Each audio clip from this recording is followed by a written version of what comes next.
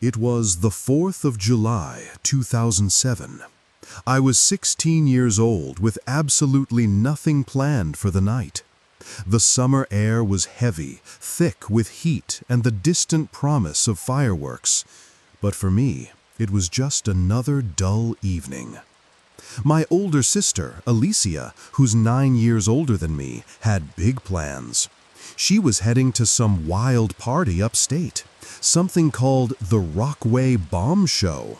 From what I'd gathered, it was the kind of event where college grads gathered to drink, let loose, and blow off steam with fireworks and booze. To my surprise, when I casually mentioned that I didn't have any plans, Alicia actually invited me to come with her and her boyfriend. It was so unexpected I had to do a double take. I think maybe she felt bad for me, or maybe she thought dragging me out of my shell for one night might do me some good. I was a quiet kid. Social settings made me uneasy, especially ones that involved alcohol and strangers almost a decade older than me. It was completely outside my comfort zone, but somehow she guilted me into going. Maybe it was her way of nudging me toward the real world. Or maybe she just didn't want to leave me home alone. Either way, the plan was to drive out, stay overnight at a nearby motel, and head back the next day. I hesitated at first, but eventually packed an overnight bag. By the time I zipped it shut and slung it over my shoulder, I heard Alicia's car horn honking from the driveway.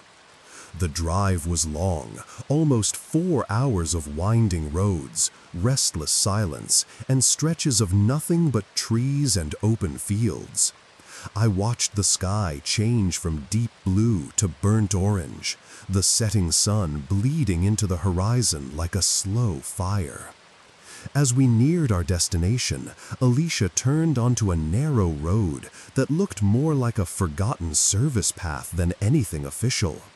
The pavement cracked beneath the tires, and weeds pushed up from the edges. Up ahead, a faded wooden sign leaned crookedly into the brush. It read, "Fireworks Show, this way." The paint was chipped, the letters barely legible, but it pointed forward into a place that felt off, and yet we kept driving. I rolled the window down, and instantly the night came alive with noise. In the distance, just beyond the tree line on either side, I could hear a crowd. Loud voices, bursts of laughter, the distant crackle of fireworks. It was a low roar, like something big was already underway. As we passed through the trees into a wide clearing, the full scale of the event revealed itself. A portable stage had been hauled in and propped up near the center of the field. Strings of dim party lights sagged overhead, crisscrossing above clusters of people. Tables were scattered around with no particular order. Some set up with drinks, others with plates of food and random junk. A makeshift bar had been assembled near the back, with coolers and tubs of ice stacked high. Everywhere I looked, people in their early 20s wandered around with beers in hand, plastic cups, bottles, half of them already buzzed or drunk. The air stank of alcohol and fireworks smoke, faintly mixing with the scent of grilled food. I felt my stomach tighten and sink all at once. The anxiety hit fast and hard. This wasn't just some casual hangout.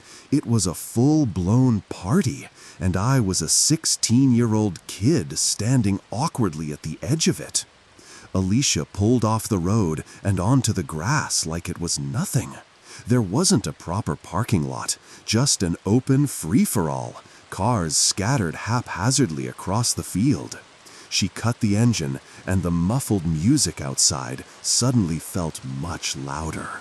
I followed close behind Alicia and her boyfriend Alex, clutching the strap of my bag as if it might somehow shield me from being noticed. They blended in immediately. Within seconds, they just happened to bump into a group of friends, 3 or 4 people who looked just as drunk as they were happy to see each other. Everyone was laughing and hugging, talking over one another in slurred excitement. They introduced me briefly, and I nodded and forced a smile as best I could. Alicia, in her effortlessly confident way, handed me a cold beer from one of the nearby coolers. I hesitated. Then, not wanting to seem like a total outsider, I accepted it with a nervous smile.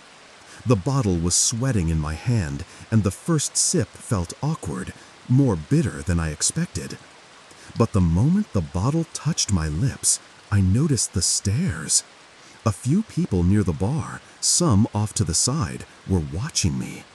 Their eyes lingered, curious, almost suspicious. It wasn't aggressive, but I could feel it. That subtle weight of being the youngest one there, standing out like a sore thumb. My heart thudded faster. I kept glancing around, waiting for someone to ask, "How old are you exactly?"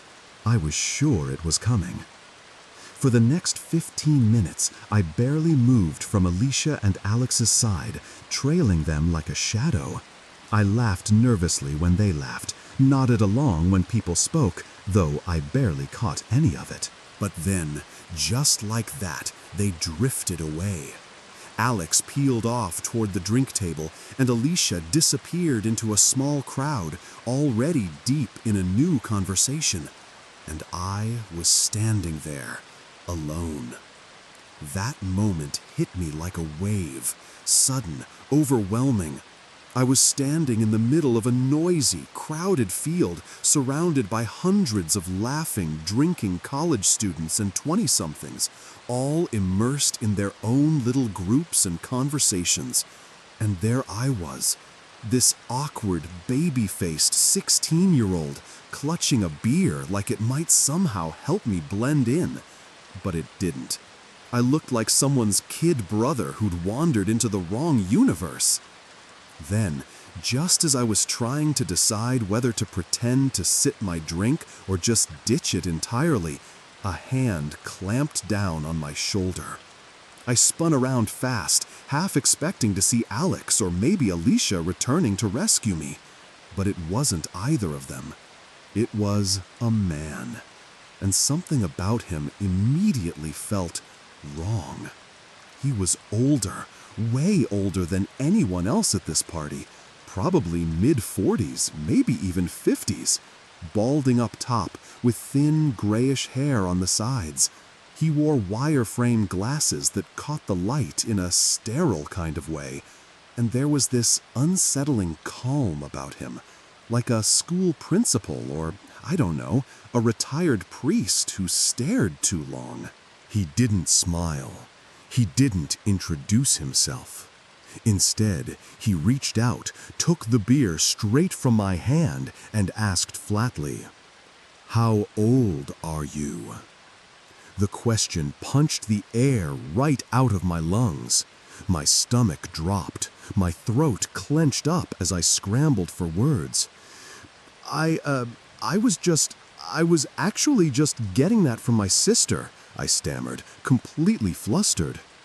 He didn't react, just set the beer down on a nearby folding table with slow, deliberate movement. Then he looked me dead in the eye and asked, "What's your name?"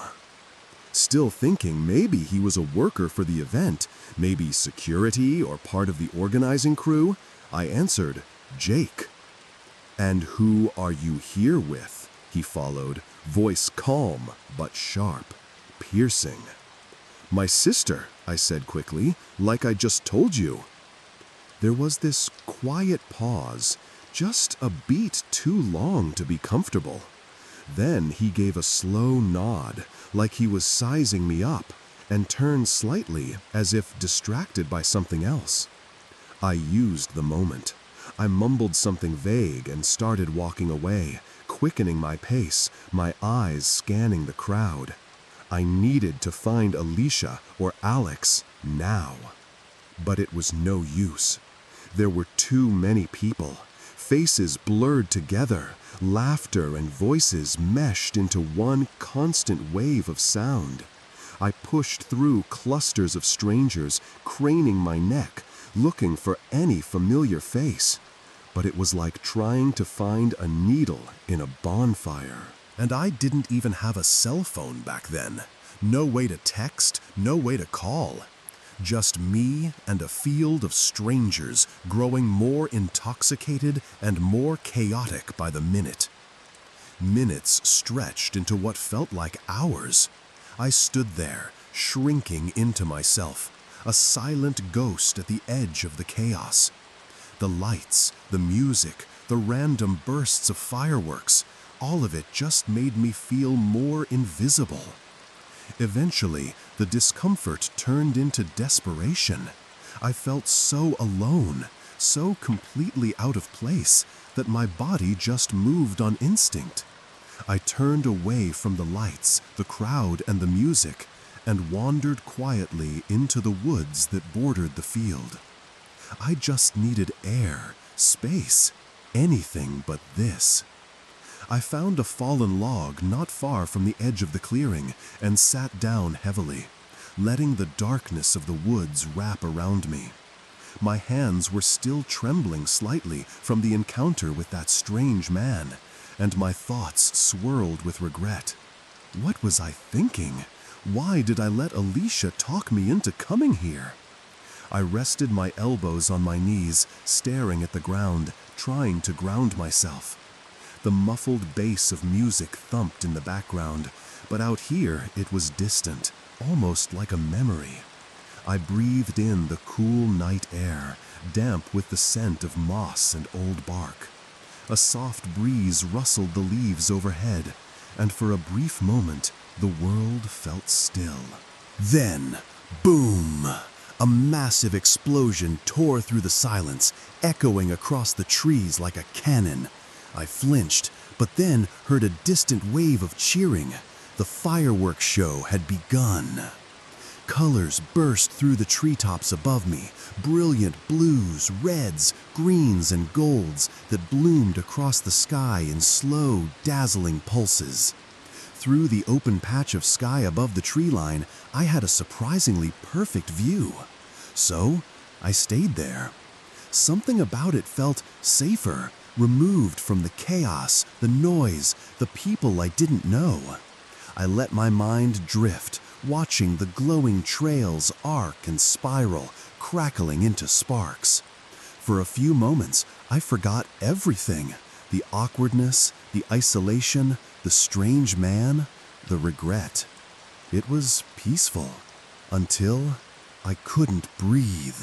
My entire body seized in a panic as something suddenly wrapped tightly around my mouth and nose from behind, thick, firm, cutting off all air.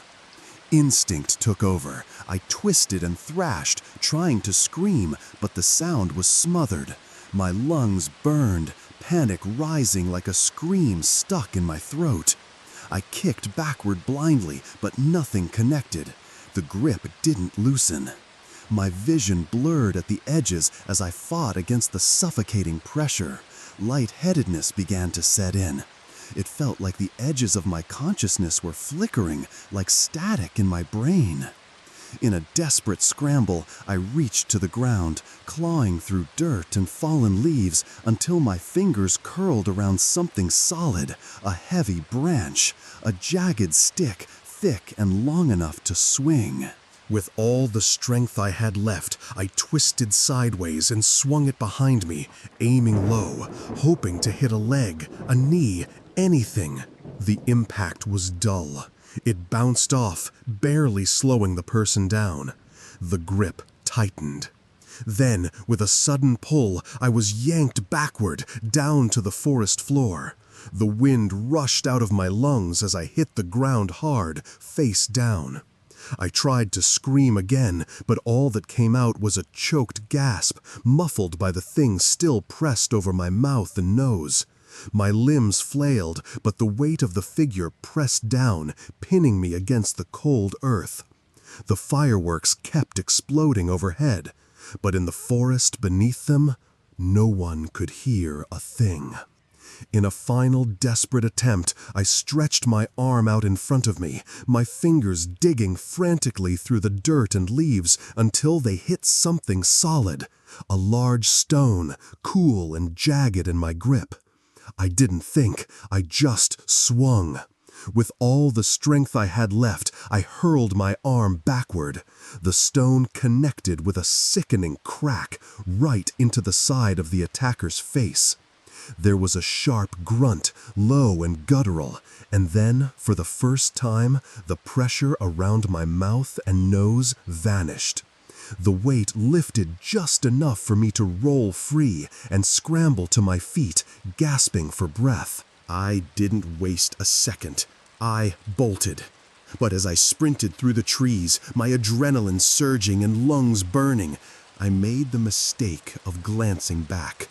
For just a moment, just long enough, I saw him. He was staggering slightly, clutching his face. But even through the shadows, even in the chaos of my escape, I could make out the outfit. The same clothes, same build. It was him, the older man from earlier, the one who'd questioned me, the one who seemed so out of place. I didn't stop running until I was back at the edge of the clearing. The fireworks were still thundering overhead, lighting the night sky in bursts of color, while the crowd laughed and cheered, oblivious. It was like nothing had happened. But I was shaking.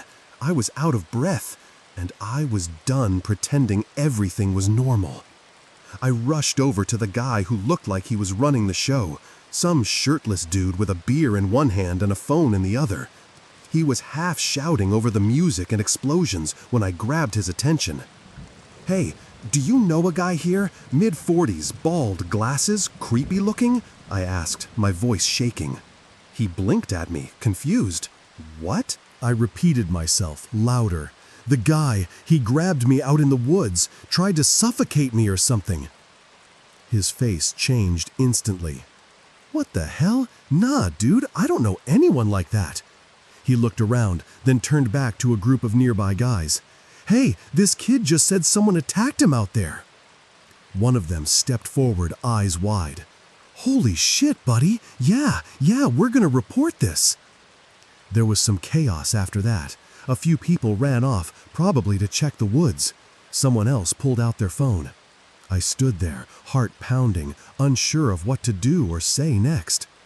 By the time the party started winding down and my sister and her boyfriend stumbled back, wasted, it was clear neither of them was in any shape to drive. So I did. 16 years old, no license, hands still trembling, I drove the car back to the motel in near silence. Alicia passed out in the passenger seat before we even hit the main road. Alex snored in the back. Neither of them asked where I'd been. I never told my family about what happened that night, not out of fear, but out of embarrassment. I don't know why. Maybe I didn't want to sound weak. Maybe I thought they wouldn't believe me. But now, looking back, I kind of regret that. My name is Ivan. I'm 15 years old, and this was the scariest experience of my life. It's the 4th of July, 2015. I live in a calm suburban neighborhood, the kind of place where the loudest thing you'll hear is a lawnmower or a dog barking down the street. It's quiet, peaceful, predictable. But that night, everything changed.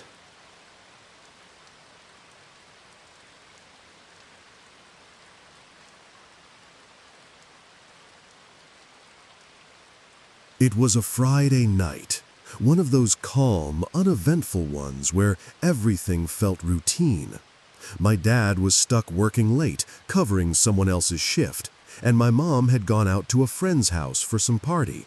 So that left me home alone, which, honestly, was fine. Friday nights were kind of my thing.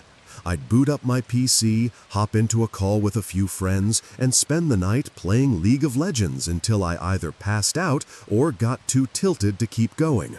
No interruptions, no stress, just my version of fun. That night was no different. The clock was somewhere around 9 or 10 p.m., and I was locked into a game. Headset on, fingers flying across the keyboard, talking trash and laughing with my friends. Everything felt completely normal. Until I heard a sound. It was sharp, abrupt, like a window being slammed shut, or maybe something heavier. For a second, I paused, trying to place it. My first thought was the dishwasher. Ours had been acting up for weeks and made these sudden loud clanks when it kicked on, almost like something was collapsing inside it. I brushed it off, shrugged, and turned my attention back to the match. To drown out the sound, I cranked up the volume on my headset 96%, almost maxed out. The in-game sound effects were booming in my ears, but still, I could almost hear that noise again. Through all the chaos and shouting in the game, the sound seemed to bleed through, echoing from somewhere deep in the house. That's when I finally had enough. I sighed, took my hand off the mouse, and told my friends in the voice chat to hang on. "Be right back," I said, already pulling off my headset. The house was quiet now, but not in a peaceful way. The sound was still happening, muffled, low, almost rhythmic. But it wasn't coming from the dishwasher, and it wasn't the dryer either. And it definitely wasn't any window. I followed the noise down the hallway, my bare feet soft against the floor, and turned toward the source. That's when I realized it was coming from the basement. My heart skipped a beat. I'd never been down there, not once since we moved into the house. It wasn't some spooky family legend or haunted corner of the home. It was just the one place my parents strictly told me not to mess with.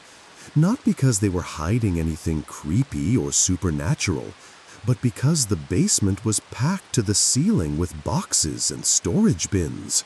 Too easy to knock something over, my dad had warned. If we need anything, we'll go down and get it, my mom had added. Just don't go down there alone, all right? And I hadn't. I never had a reason to. But now, that sound was coming from the other side of the basement door. Still going, still echoing through the floor. The basement had always creeped me out, even when I wasn't thinking about it. It was filthy, unfinished concrete floors, cobwebs in every corner, and that door, it never fully closed right. It was slightly warped, so whenever it opened, it let out these unsettling drifts of cold air that rolled up into the hallway like a warning. The door didn't creak, it sighed, soft, eerie, like something breathing from below. I stood in front of it, frozen, listening. That sound, the one I couldn't explain, kept going. For a full 2 minutes, I just stood there with my ear near the door, trying to make sense of it. It was like some sort of shuffling or a dragging noise, but too inconsistent to pin down. Then, silence. Just like that, the sound stopped completely. I was so relieved it was almost ridiculous. My chest loosened and my shoulders dropped as if I'd just narrowly avoided a panic attack. I almost smiled. My brain started to convince me it was nothing. Maybe something fell over, maybe a pipe shifted, something. I was just about to exhale and turn back toward my room when it started again. This time, it was quiet, barely there, like a whisper beneath the floor. But it grew, and grew, and grew. It didn't take long before it became loud, louder than before. Deep, scraping sounds, like something heavy being dragged.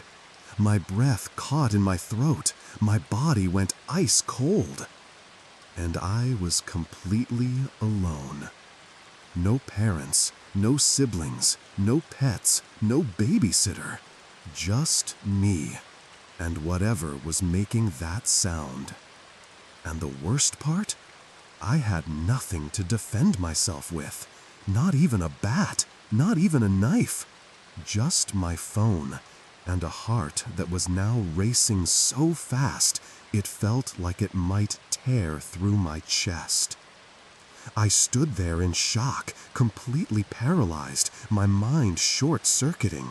For the first time in my life, I actually felt that flashback sensation you always hear about, where your entire life plays out in your head like a montage before something horrible happens. I genuinely believed I might pass out, or worse. The sound was deafening now. That snapped me out of it. I bolted straight to my room, trying not to make a sound. I shut the door as quietly as I could, locked it, and pressed my back against it, heart pounding in my ears. My fingers scrambled for my phone. I dialed my mom's number first, hands trembling so badly I almost dropped the phone. She picked up after a couple rings. "Call the police," she said instantly, her voice sharp with fear. "Right now." And that's when it hit me. I should have done that the second this started. I hung up and immediately dialed 911. My voice was shaking as I spoke to the operator, trying to explain what was happening, that I was home alone, that someone might be in the house, that the noise was coming from the basement. As I was still on the line, trying to give my address, I heard it. A door, swinging open, loud, so loud that I knew exactly which one it was, no hesitation. The basement door. It opened and not just creaked, it slammed against the wall like someone had thrown it open. I stopped breathing. The operator's voice became distant, fuzzy in my ears. They said officers were on the way, that I should stay in the room and stay quiet. But the truth had already settled in my bones like ice. Someone was in my house. I sat in complete silence, not daring to move, not even to breathe loudly. The only sounds now were the occasional distant boom of fireworks echoing from somewhere outside. Normal life carrying on just beyond the nightmare unfolding inside my own home. Then I heard it. Movement. Muffled at first, but unmistakable. Someone rummaging through the kitchen. Drawers being opened, cabinets closing. Something fell. Glass, maybe. The sound of someone walking around, casually, like they belonged here. Like this was their house. I grabbed my phone again, frantically opened the chat with my friends, and typed, "There's a fucking intruder in my house." I didn't even get to see their responses, because just as I hit send, I heard it. Footsteps, coming up the stairs. They were slow, steady. Each one creaked with horrifying clarity, drawing closer and closer. Every instinct in my body screamed to hide, to freeze, but my survival mode flipped in a flash. I ran to the window. No time to think. I undid the latch, pushed it open, and without hesitation, I jumped. 2 stories. I landed hard. The impact sent a violent jolt through my entire body as I crumpled to the grass, my left ankle snapping with a sickening crack. Pain shot up my legs so fast I nearly passed out right then and there. But I didn't stop. I started crawling, dragging myself away from the house, through the lawn, the dirt, the cold grass scratching my arms and stomach. I was panting, sobbing, not from the pain, but from the terror. And then I made the mistake of looking back, up toward the window, and I saw him. His face, the most disturbing face I've ever seen on another human being. His skin looked leathery and sickly pale under the moonlight, stretched tightly over sharp cheekbones. His mouth was crooked, hanging open slightly like it had forgotten how to close. His hair was wiry and brown, sticking out in greasy tufts like dried grass. And his eyes? They were just voids. Black, bottomless. I couldn't even see where his pupils were. Just darkness. He stared directly at me, only for a few seconds, and then, without a word, he turned and disappeared from the window. I thought I was going to die. I thought this was it. But then, sirens. Red and blue lights lit up the street like a miracle.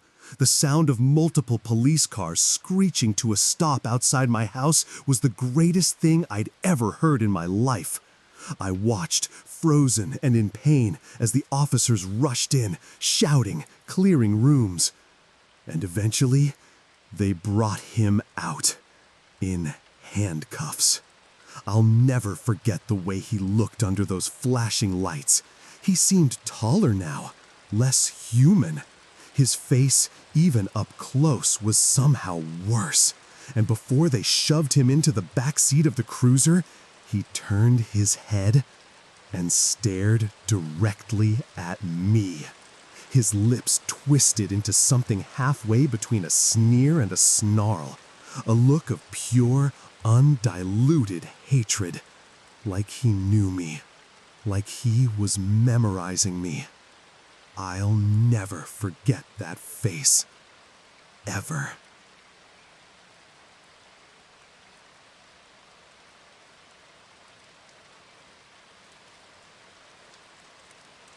It was the 4th of July, just 2 days after my 21st birthday.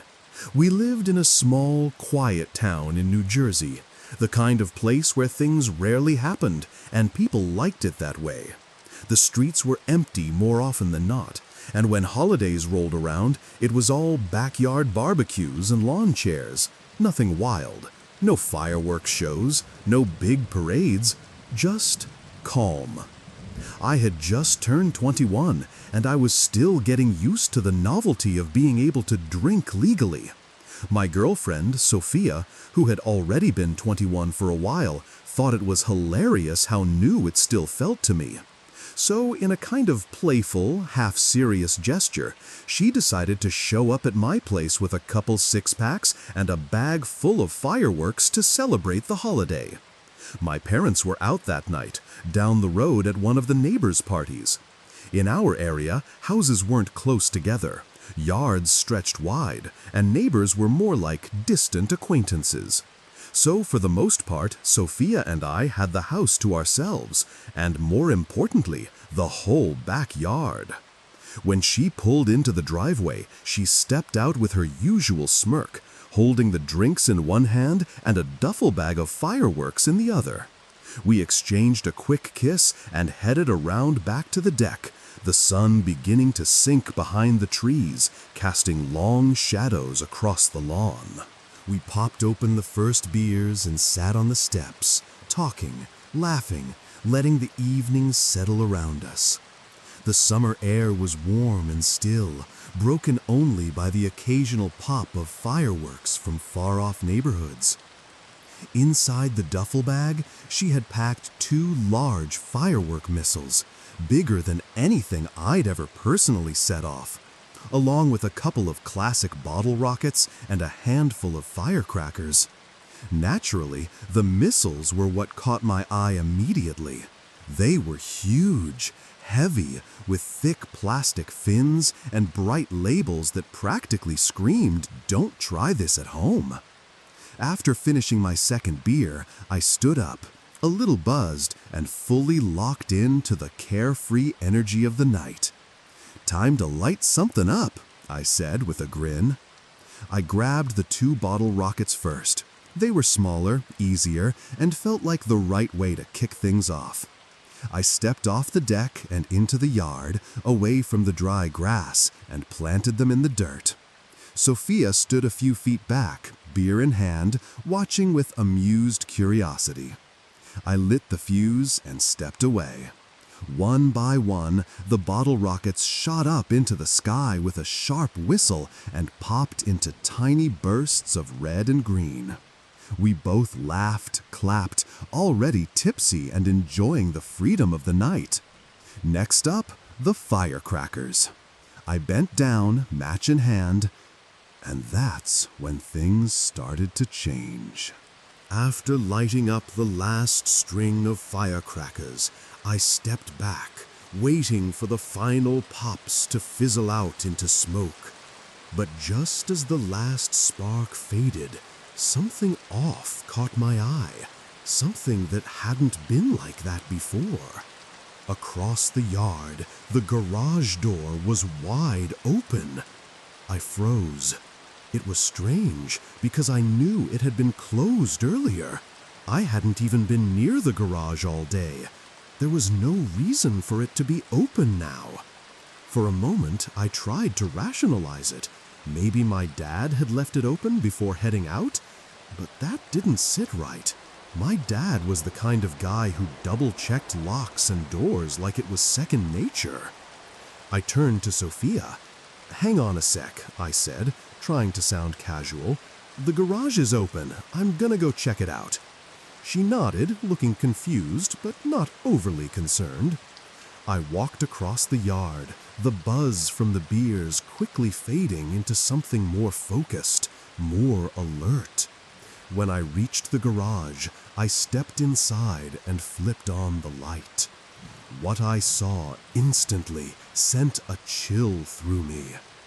Every single drawer, every cabinet, every storage closet, open, as if someone had gone through everything, fast, messy, and deliberate. My heart started pounding. I immediately pulled out my phone and called my dad. He answered on the second ring. "Hey," I said, trying to keep my voice steady. "I think someone broke into the garage. Everything's open. I think we might have been robbed." His reaction was exactly what I expected. Sharp and rattled, but trying to stay in control. "Are you serious? Oh shit, what did they take?" "I don't know yet," I replied quickly. "I haven't touched anything." "All right, hang tight," he said. "I'll be home in a sec to check it out." He was leaving the neighbor's party just down the road to come see for himself. I walked back across the yard, my eyes still darting toward the darker corners near the tree line, mind racing with what-ifs. When I got back to the deck, I told Sophia everything. She stared at me, stunned. "Wait, seriously?" I nodded. Every drawer was open. I didn't touch anything. My dad's on his way. Without a word, she stood up and walked toward the garage herself. I stayed behind on the deck, watching her figure shrink in the dim light. She was gone for maybe a minute or two before she came back, quiet, wide-eyed, visibly shaken. We didn't say much after that. We just sat together on the wooden deck, side by side in silence, staring out at the dark backyard, listening to the occasional boom of distant fireworks. The warm summer air felt colder now. After a few minutes of nothing happening, I stood up, needing to shake the tension. "You know what?" I said. "Screw it. I'm lighting the big ones. It is the 4th of July, after all." Sophia gave a small, tense smile. "Go for it." I grabbed the first of the 2 massive firework missiles, the ones that had caught my attention earlier, and set it up in the middle of the yard. I lit the fuse, stepped back, and braced myself. Boom! The explosion was huge. It lit up the entire backyard in a flash of color and thunder. For a second, everything was cast in bright blue and white. The trees, the grass, the deck, even the outline of the garage, clear as day. And just like that, it was gone again. Darkness returned. But I smiled. For that one brief moment, I actually felt good again. "Those things are insane," I said, still grinning. "They can't be cheap." Sophia laughed softly, her nerves easing just a little. "Happy birthday again," she said, "and yeah, those were definitely not cheap." I lit the second missile, kneeling in the grass as the fuse began to hiss and spark. That brief crackling filled the air, the familiar anticipation of another massive explosion overhead. But before it launched, before the fireworks could drown out the night, we heard it. A loud snap. A branch breaking. It came from the woods behind our yard, sharp, deliberate, and close enough that it didn't feel like some animal. Sophia and I both froze. We turned our heads at the same time, staring into the darkness. And just as the missile launched into the sky with a screaming whistle, the explosion lit up the yard and the woods for a single electric second.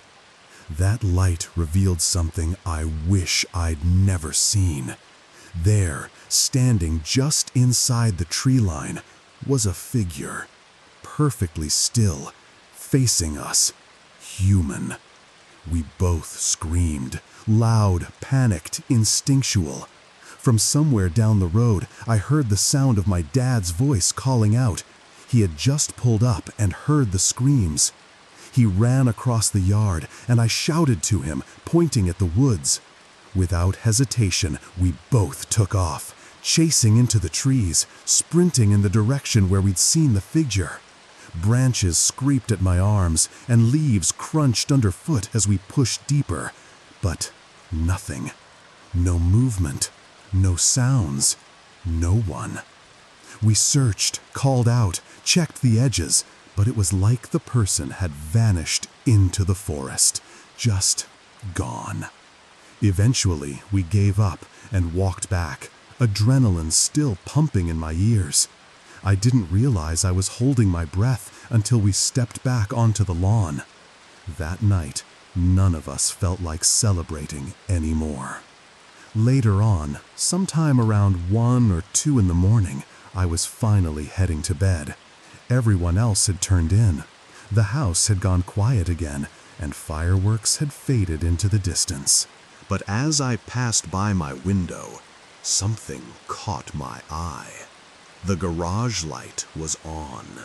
I blinked and leaned closer, unsure if I was imagining it, but no, there it was, bright, glowing, flickering slightly like it had just been turned on. I ran to my dad's room and woke him up. We both went out together, nervous now, cautious, and opened the garage door. This time, the place was wrecked. Boxes overturned, shelves emptied, tools scattered everywhere, and not just opened, trashed, deliberately, violently. The kind of mess someone makes when they're searching for something, or making a point. Some of my dad's most expensive tools were gone, the heavy-duty ones, items that couldn't be mistaken as junk. We didn't say much, we just looked at each other, then turned back to the house to check the old security camera we had mounted in the garage, something we hadn't used in ages. Somehow, miraculously, it was still wired in. We pulled up the footage. At first, there wasn't much, just static, then movement. At the exact time the lights came on, the feed glitched, and then blocked. The screen went dark, but not from a blackout. The lens had been covered by something. A square shape filled the view. Paper, crinkled, close to the lens, pressed right up against it, like someone had deliberately reached up and slapped it on. We looked at each other, dread building. Without saying a word, we rushed back out to the garage, straight to the camera. And sure enough, there it was. A yellow Post-it note, torn from the pad we kept on the garage desk, stuck over the lens. Scrawled in jagged handwriting across it were the words, "Happy Independence Day. Fuck you." We stood there in silence, staring at it. That awful note, that final mocking message. We never found out who did it. The police came, took a report, said they'd look into it, but nothing ever came of it. No arrests, no suspects, no faces. Just a cold, empty trail. Whoever that figure in the woods was, whoever trashed our garage, covered the camera, and left that message, they got away.